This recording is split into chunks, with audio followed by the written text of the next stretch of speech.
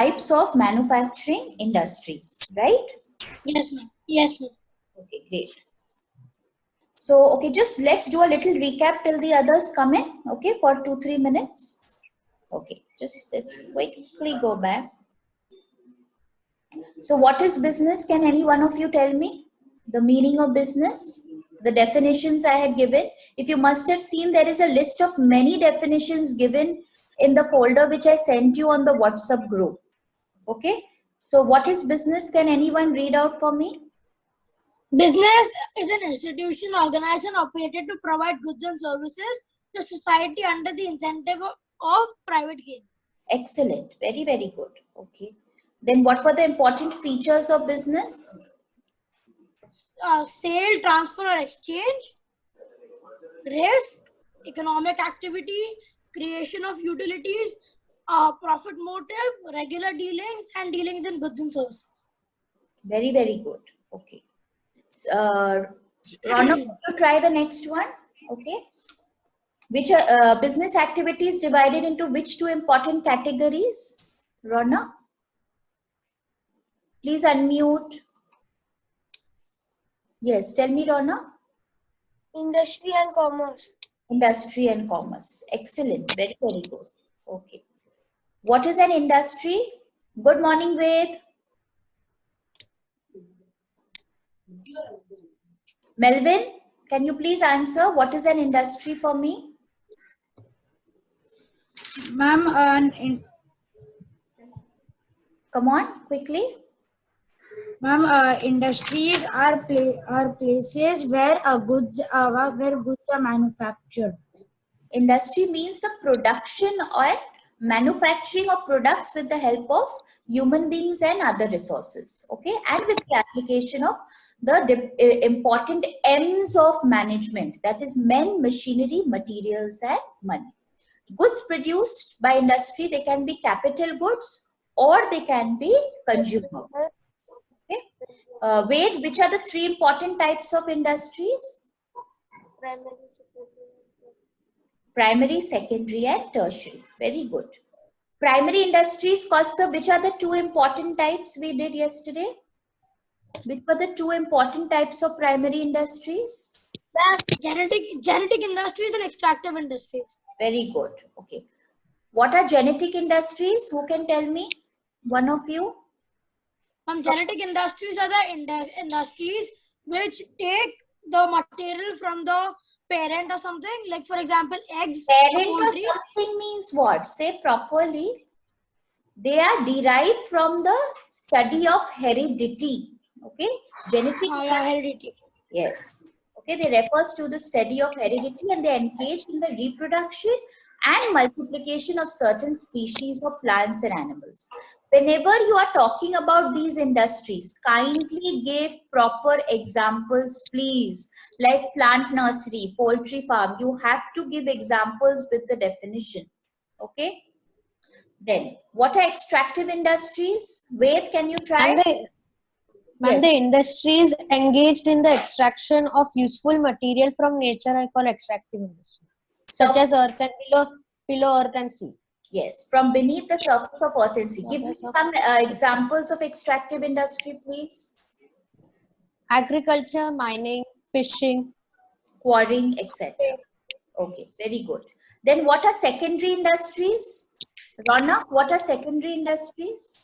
Ma'am, the industries which are engaged in the conversion of the materials provided by the primary industries are called secondary industries. Like mining of iron and coal is a primary industry, but when we convert it to steel, it becomes a secondary industry.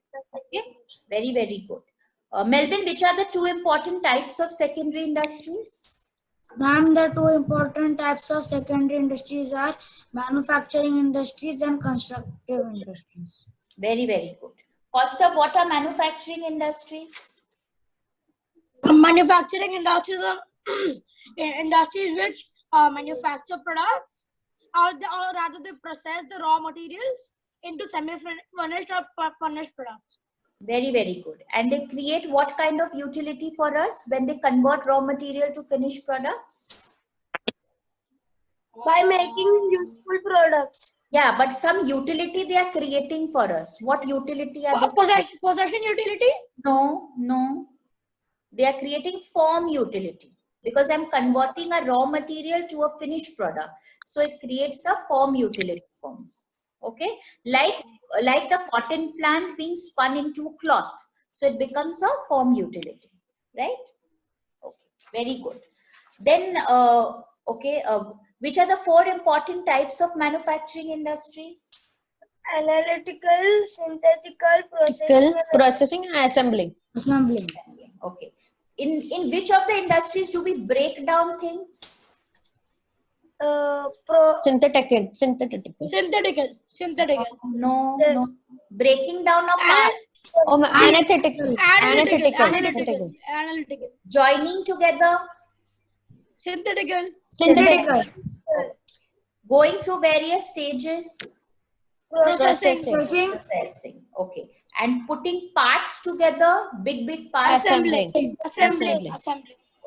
So till here, I think the lesson is very clear to everyone. So let's go Yes, to ma'am. the next part. Okay, very good. Now we go today to the second type of manufacturing industries, that is construction industries. So those industries which are engaged in the construction of buildings, bridges, roads, dams, etc. are called construction industries. They utilize the products of manufacturing industries, okay, such as bricks, steel, cement, etc. The distinctive feature of these industries, please put yourselves on mute, everyone. Right. Okay. So the distinctive feature of these industries is that their products remain fixed at one place and they cannot be taken physically to the market for sale. They are very heavy goods. Okay, when obviously I am using materials to build bridges, to build roads, to build dams, these are very highly durable goods. So you cannot constantly physically take them from one place to the other. These are durable goods. They are used for construction purposes. So such industries which are dealing in construction of buildings, bridges, dams, etc. are called construction industries. Okay. The next one I'm talking about is tertiary industries. Tertiary, the word tertiary deals with the service sector. Till now, the industries we were dealing with were all with products. Primary industry obviously started with products. Conversion of the raw material to finished goods, manufacturing industries, the secondary industries, all these were relating to goods. But now the industry I'm going to talk about, that is tertiary industry, is basically related to service. Here, the provision of services is provided to assist the primary and secondary industries. So, collectively, the industries which deal in different kinds of services. What services are we talking about? Transportation, banking, okay, packaging, advertising. All these kind of services which we are dealing with. Which kind of industry deals with? The tertiary industry. Remember, when the good is ready, from the time the good reaches from the producer to the consumer, it has to go through a proper transportation process. We have to store the goods in the warehouses. We have to package them. We have to label them. And finally, the good reaches the consumer. So all those activities which are, which are conducted in the service sector deal with the tertiary industry. In fact, today, India is playing a very, very important role in the tertiary sector. 70% of India's GDP deals in the service sector. Okay, and service sector deals in many kind of industries, and it is a very growing industry for all of us. Ma'am, Yes, Kaustav. what does GDP mean? GDP means the gross domestic product. Okay, basically, see, every country has a balance of payment, okay, which deals means with the exports and the imports in a country, right? If the exports are more than the imports, right? That means the balance of payment is favorable for that country. But if the imports are very high, we are purchasing too many goods from the other countries, that means our balance of payment becomes unfavorable.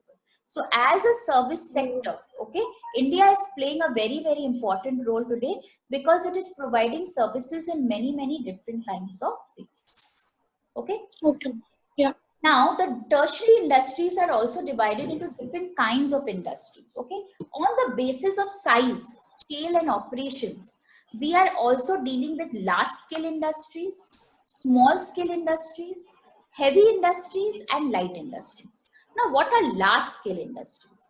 Wherever the capital investment is more than 1 crore rupees on the goods, okay, they become large scale industries. Okay, very high capital intensive goods we are dealing with. Then they become large scale industries.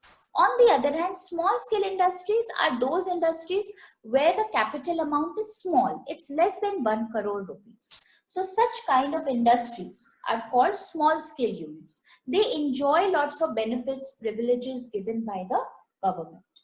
On the basis of volume of capital investment, industries can be also heavy industries. Those industries dealing with very high, heavy goods like aircrafts, ships, automobiles, they come under heavy industries.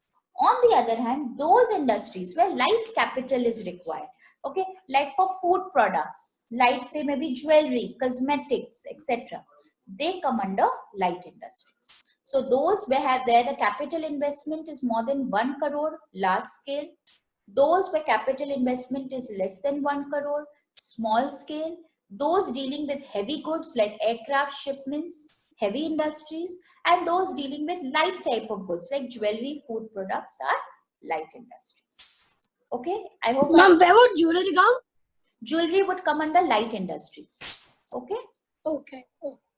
So clear. So these are this part is not too much, not very important part of the chapter, but still just to let you know that what are large scale, what are small scale. If in one liner it comes, you should be able to answer them, right?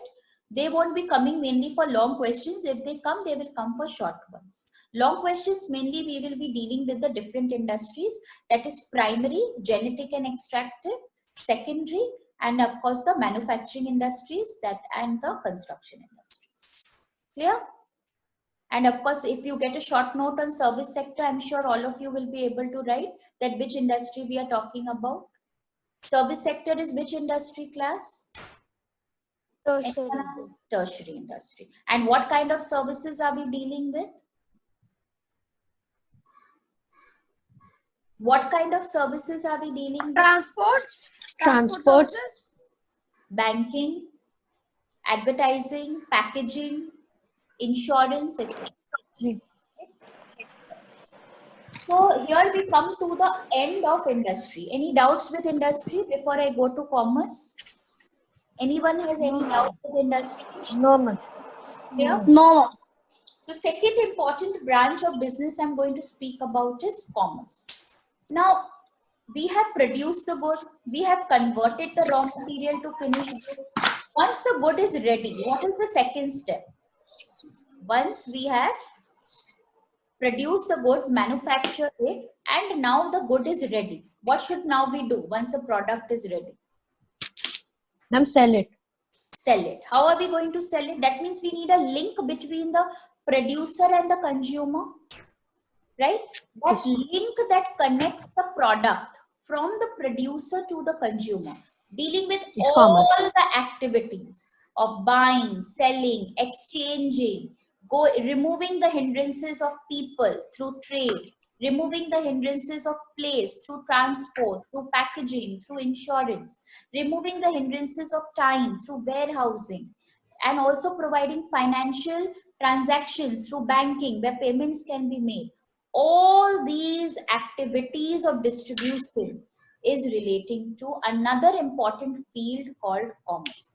So commerce is that branch of business which involves not only the buying and selling of goods, but also the exchange of commodities and the distribution of finished products.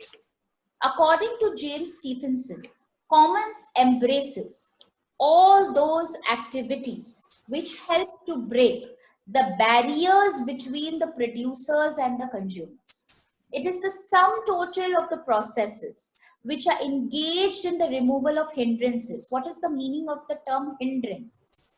Hindrance means what? Anyone? Hindrance means Ma'am, challenges. no, hindrance means the barriers, the difficulties. So commerce is removing the difficulties, that how the people are going to connect with each other with the help of trade. How are people going to connect, how the goods are going to reach to the people through different modes of transport and logistics. Where will these goods be stored? In the warehouses. How, and after that the goods will be properly labeled, they will be packaged so that, you know, they do not get spoiled, they do not get broken due to pilferage, leakage, theft. Then we have to insure the goods. They need a proper insurance cover. And then the final payments will be done through banking. We have to advertise these goods. Then these goods finally reach the consumer. So many activities. Which particular branch of business is dealing with? Commerce. Yes. Okay, is it being clear what is commerce dealing in? Yes. Yes, Okay. ma'am. Excellent. Okay. Now we go to the important functions of commerce. Okay, the importance of commerce. Okay, if you see the notes, I have given you the different hindrances which commerce is going to remove and how. Okay, one by one, quickly we will just do. Number one is hindrance of person. Okay, whenever there is a lack of contact between the producer and the consumer, it is a hindrance. That means producer is not being able to connect to the consumer. Sometimes goods are available in a one particular place, but they may not be available in another place. Today, say tea is produced in Assam, but is it that people in Maharashtra do not have Assam tea? Do we have Assam tea or not? Is it available in a? Yes, ma'am. Yes, ma'am. Now, how Yes, is it ma'am. possible? Yes. So how is this possible? Because the hindrance of person has been removed with the help of commerce. Okay. The producer who's facing problems of reaching out the consumer can easily be removed through commerce by the help of trade. It helps to create a trade through transport services. We are able to link the traders to different parts of the city, to different parts of the country, where the goods can easily reach from producers to the consumers. So commerce firstly removes the hindrance of which one? Person. Person. Yes, so commerce removes the hindrance by means of trade. Trade provides a proper organized market where buyers and sellers meet each other. It also saves both producers and consumers from time-consuming and expensive exercise of locating each other. Today, I know exactly where a good is available. I know which mall I can go and buy a particular brand because of that existence of the marketplace between the buyer and the consumer. Second becomes the hindrance of place. Commerce removes the hindrance by moving the goods from place to place of production, from the place of production to the place of consumption. Today we have so many different modern facilities like Flipkart, Amazon, where we are sitting at home. We just put an online order and the goods reach us. Right? So these activities are being removed with the help of commerce today. Commerce solves the problem by means of transporting the goods, by packaging them, by insuring them. Today, modern means of transport through railway, aircrafts, lots of shipment, through cargo ships, goods can easily reach to very far off places from time to time. Then is hindrance of time. Commerce removes this hindrance by holding and preserving the goods in warehouse until they are sold to the customer. Now, every good we do not want in every season. Like obviously winter goods, like jacket. I will only want in the winter season, or umbrellas I will use in the rainy season. But does it mean that it is not manufactured throughout the year? No, the good will be manufactured throughout the year, because whether it's seasonal demand, whether it's regular demand for good, we need that good from time to time. And where will they be stored? In proper warehouses, and they will be available to the consumers as per their demands and needs. This hindrance can also be removed through commerce. Commerce helps to make the good available at the right time, at the right place, to the right person. So it is also removing the hindrance of time. Commerce removes the hindrance of risk. What happens in big factories? Certainly there is a fire, or there is a leakage, there is a theft that has taken place. The goods have got damaged because they have been stored for a long time. So this hindrance can also be removed by commerce, because they help you to insure your goods. It gives an insurance coverage for the goods. Commerce removes the hindrance by providing finance, which helps through banking facilities. With the help of finance, money serves as a common medium for payment. However, convenient and safe means of payment are required to settle the transactions between the people. Banks help to remove the obstacle. It gives you credit facilities that you can make a payment later, but you can use the goods now. Businessmen can send money from one place to another through bank drafts. Now you have NEFT, so many other, IMPS, so many modes in which I can transfer money very easily. Commerce also removes the hindrance of knowledge. Knowledge means what? You have to inform the consumer about the new uses of the product, about the new technologies that are coming out. Remember, product which is coming into the market, it cannot exist by itself. Or how will the consumer come to know? Through advertisements. When we switch on the TV, we see the advertisement of a new product. Or when we look at the newspaper, we see the advertisements. So we are getting lots of sales promotional measures are being taken by the producers, like buy one get one free offers, or 20% off, or buy one big Surf Excel pack and you will get 50% extra. So all this knowledge is being available to the consumer through who? Through actually commerce. So commerce is also removing the hindrance of knowledge by advertising, by sales promotional, by personal selling, and making the good available to the consumer. Tell me, any doubts with the importance of commerce, anyone? No, ma'am. Easy or difficult? Yes, ma'am. Yes, tell me, Tana. Hindrance of finance. Hindrance of finance. Finance is being provided through what? Through banking facilities today, right? With the help of banking, different kinds of payments we are being able to do. We have credit cards, we have debit cards, we get credit facilities through the bank. We can make payments later. Nowadays, so you have Paytm facility and IMPS and NEFT. All those payments can be made with the help of banks. Correct? Right? Okay. Yes, ma'am. So till here, anything to ask? Very difficult, not understanding? Please tell me. No, ma'am. Clear. Very good. Okay. Then let's go to the next part. Okay.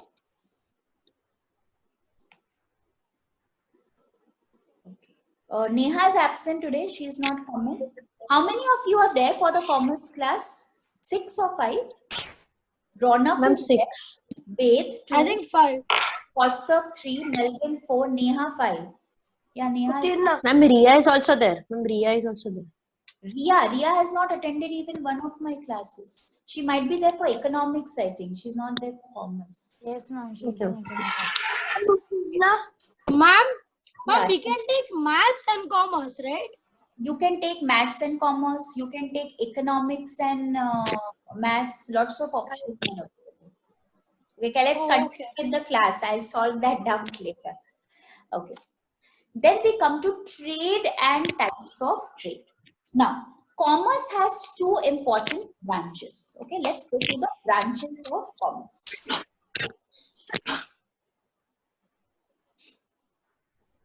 What are the branches of commerce? Trade and aids to trade. Okay, it has 2 important branches. So let's quickly, so with industry we had primary, secondary, tertiary. Now with commerce we have trade and aids to trade. Okay. So let's start with first, what is trade and what are the different types of trade? Trade basically refers to buying and selling of goods and services with the objective of earning profit. Okay. So it involves the exchange of commodities for money.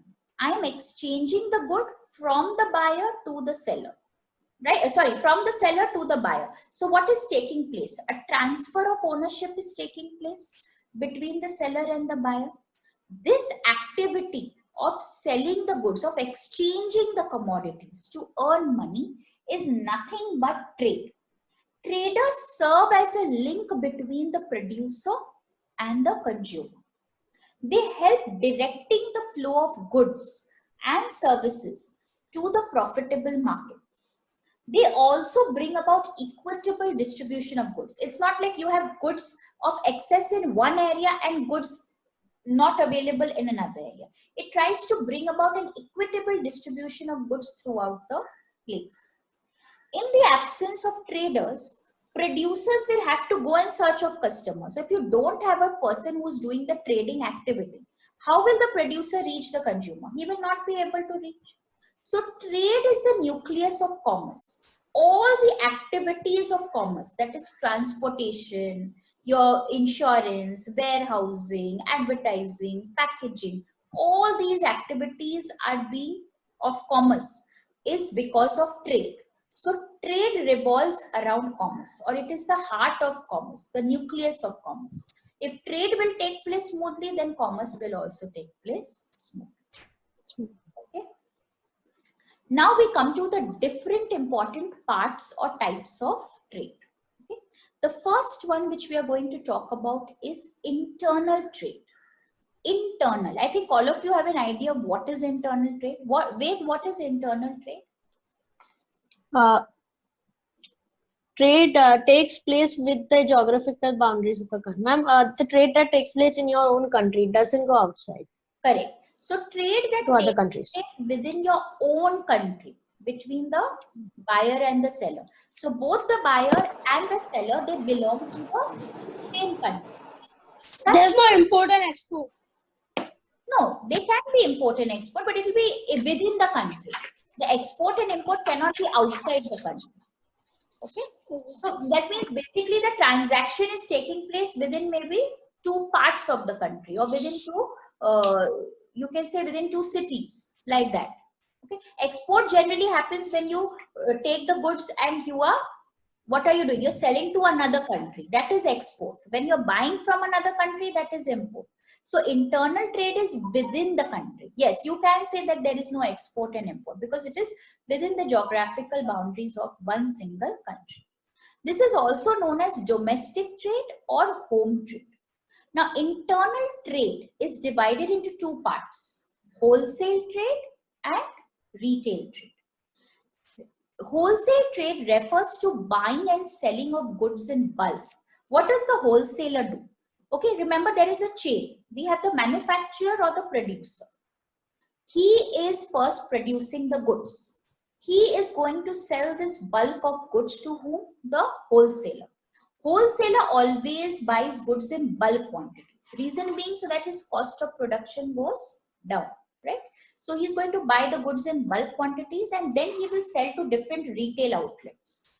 The retailers, like when we go to a Reliance or when we go to a D-Mart to buy things, they become our retailers. From the retailer, the good finally reaches the ultimate consumer. So consumer comes in direct contact with the retailer. Wholesaler is the person who's buying the goods in bulk. A wholesaler buys in very large quantities from the producer and then he sells it to the other dealers. He serves as a connecting link between the producer and the retailer.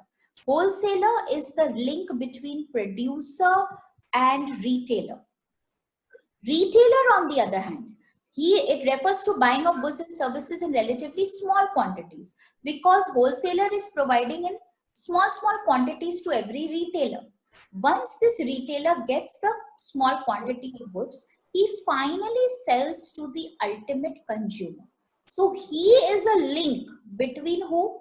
The wholesaler and the final consumer. I hope I'm being clear with what is wholesale trade and what is retail trade. Yes, ma'am. Okay. So Kaustav, can you tell me wholesaler is a link between who and who? Ma'am, wholesaler is the link between the manufacturer and the retailer. Excellent. Ronak, retailer is the link between who and who? Wholesales and the final consumers. Is the retailer is the link between them. Okay. Where internal trade takes place within the geographical boundaries. So what is wholesale trade? We buy in bulk or we buy in small quantities? Ma'am, buy in bulk. We buy in bulk. Melvin, in retail trade, we buy in bulk or in small quantity? We buy goods in small quantities. Okay, very good. So I think it's being totally clear to what is wholesale trade, retail trade. Can we go to external Yes, ma'am. trade then? Okay. Yes, ma'am. Yes, ma'am. Right. The second important type of trade I'm going to deal with is external trade. Trade between different countries is called external trade or international trade. That is the other name for external trade. In this type of trade, the seller and the buyer, they belong to different countries. Remember, in internal trade, what I told you, that seller and buyer belong to same country. Same thing. But here, seller and buyer belong to different countries. External trade is divided into three types of trade: import, export, and entry port. What is import? When you are purchasing, say you are India, you are purchasing goods from another country. You have lack of those goods, or you are not very, you don't have so many of those goods. That becomes import trade. Okay. Say example, we are buying petroleum from other countries. So we are importing petrol from other countries. Then we come to export trade. If goods are sold to other countries, then it is called export trade. Like India is a leading producer of rice, of jute.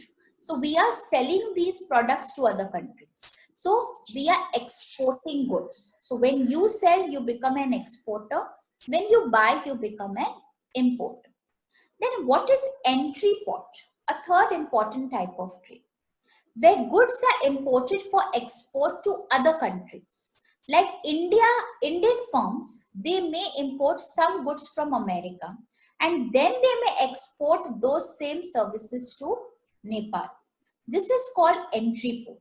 Means I am buying from one country first, then I'm selling to another country. So it's a dual transaction. You are importing from one place and you are exporting to another. That is Ma'am, so entry port trade. Yes, tell me, Costa. So ma'am, we buy the same product and we sell the same product to another country. Right. No, but then see here also the country is trying to make a profit. Please understand. You may import it at a certain price, but when you're going to export it, you will try to export it at a higher price. So you earn profits through it.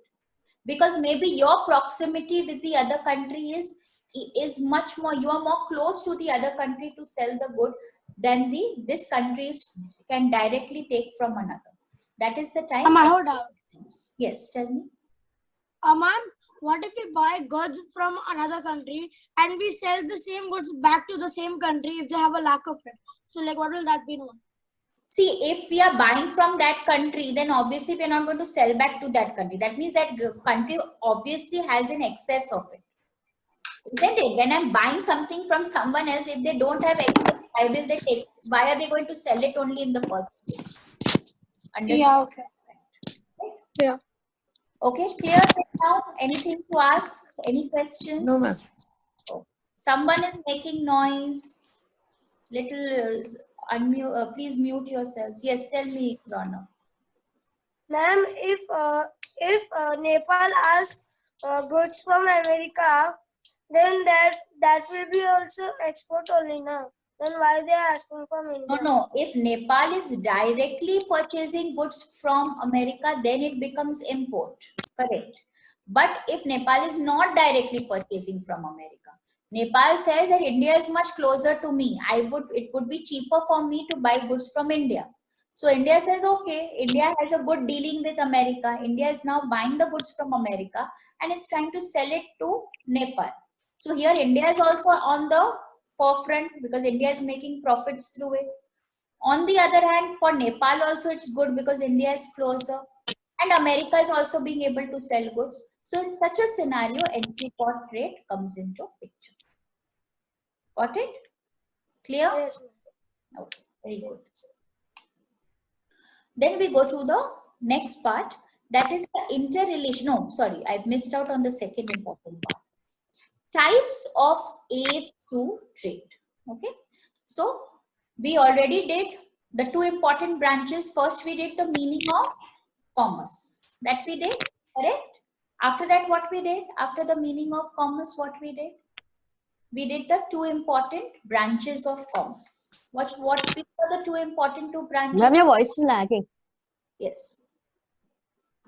Am I being audible now? Yes, ma'am. Okay, great.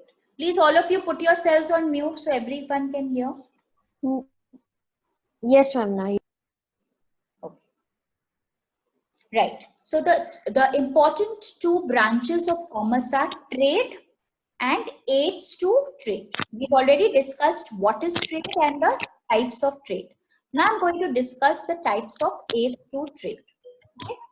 The first one is transportation.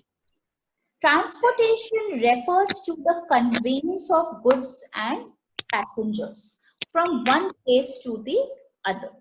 It facilitates trade by assembling and distributing goods, and it overcomes the barriers of distance. So because of modern transport facilities today, I can easily assemble and distribute goods, right?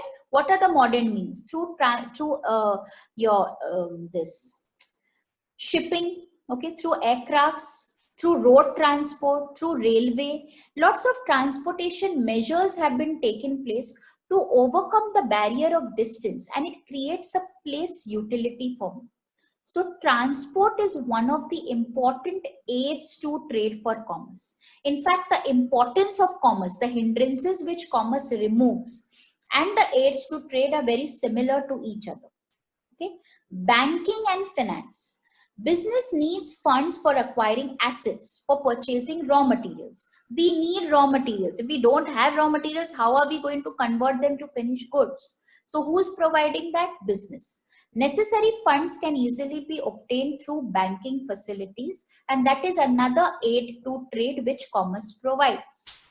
Third aid to trade is insurance. It provides a cover against the loss of goods when goods are in transit, during storage, during fire, during other natural calamities. So this claim which I'm able to do is provided with the help of insurance. Warehousing. There is generally a time lag between production and consumption of goods. This problem can easily be solved by storing the goods in warehouses from the time of production to the time they are demanded by the customer. This also I explained in details when we did the hindrance of which one? Place, right? Advertising brings goods and services to the knowledge. That also I told you. Through different measures, we are going to advertise the goods to television, radio, many means are there. Nowadays, online portals are there. And packaging is nothing by putting the goods in proper wrappers, containers, and helping them to protect the goods from damage and during transport and warehousing. The